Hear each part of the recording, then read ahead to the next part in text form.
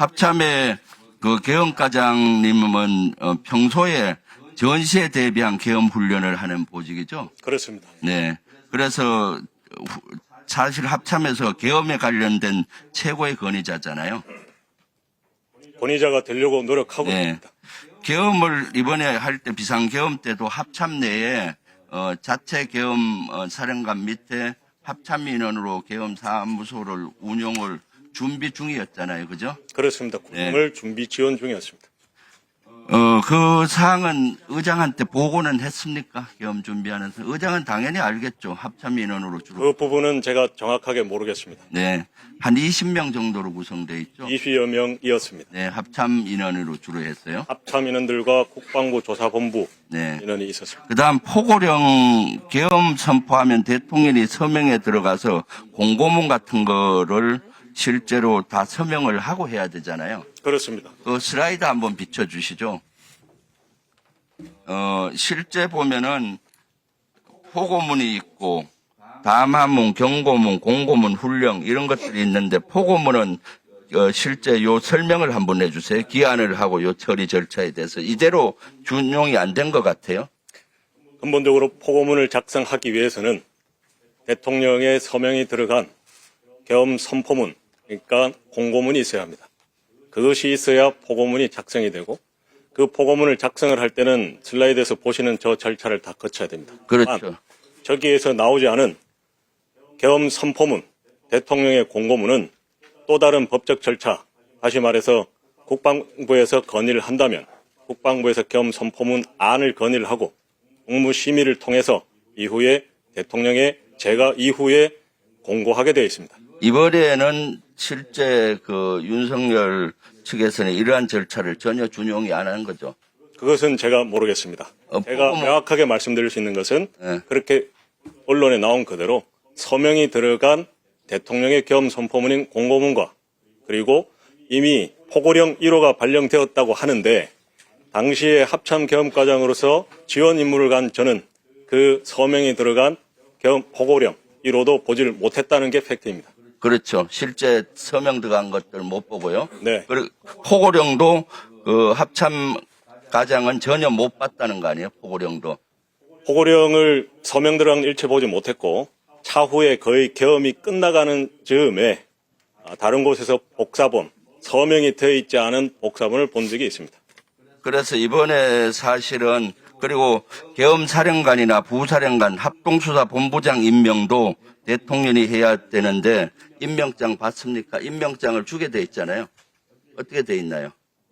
임명장은 뭐 꼭 저에게 줘야 되는 것은 아니지만 네. 그 부분에 대한 임명장을 저는 보지 못했다라는 걸 말씀을 드렸습니다. 부사령관이 누구였는지 합동수사본부장이 누구였는지 언제 알았습니까? 그것은 다 상황이 종료되고 알았고 다만 계엄사 부사령관 정진팔 장군이라는 것은 작전회의실에 도착했을 때 그때 이후에 알게 되었습니다. 그러니까 이번에 사실은 비상계엄 당시에 합참에서 헌법과 계엄법과 그걸 구체화하는 업무 편람에 이런 절차가 나와 있는데 절차를 전혀 준용이 안 돼 있다. 이 포고문과 포고령과 관련되는 거는 그렇게 봐도 무관할 것 같아요. 실제. 일단 그런 부분은 제가 판단할 영역을 가지고 있는 그대로 팩트만 일단 다 말씀을 드렸습니다. 네, 들어갔어요. 다음 저기 이경민 우리 방첩사 좀 나와주세요. 아까 위원장님 한 1분만 더 주세요. 아까 제가 그랬으니까요. 네, 방첩사 참모장입니다. 네. 슬라이드 한번 띄워주세요. 그 다음 슬라이드.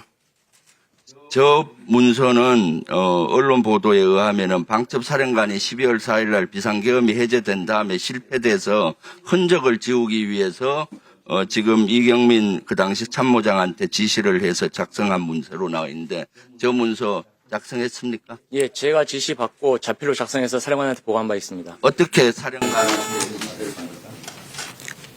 그 12월 4일 아침에 제 기억에 의하면은 사령관이 저를 불러가지고 내가 계엄을 미리 알았더라면 휴가를 갔겠느냐 그 얘기를 먼저 하면서 그리고 또 장군처장이 해외 출장을 보냈겠느냐 이런 이야기를 하면서 저한테 좀 한번 적어봐라. 그래서 계엄을 사전에 몰랐던 이유에 관한 사령관 이야기를 쭉 이야기를 해가지고 그 내용을 적어서 제가 사령관한테 보고받았습니다. 몇 시에 지시를 받았죠?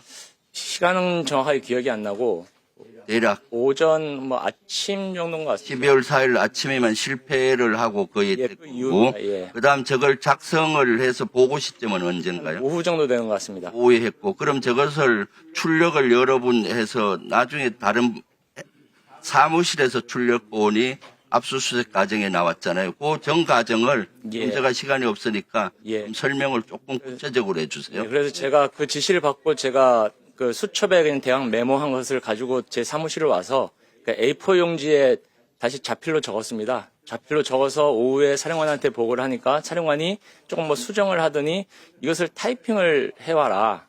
그래서 그 문서를 가지고 나와가지고 그거는 참모장 업무가 아니라고 생각했기 때문에 제가 비서실 중령한테 그 내용을 전달하면서 이거 타이핑해서 비서실에서 사령관님께 보고 드려라. 그렇게 하고 내려왔습니다. 제가 판단하기에는 흔적 지우기는 아닌 것 같습니다. 그 당일날 행적에 대해서 그냥 쭉 정리하는 차원이라고 생각을 했습니다.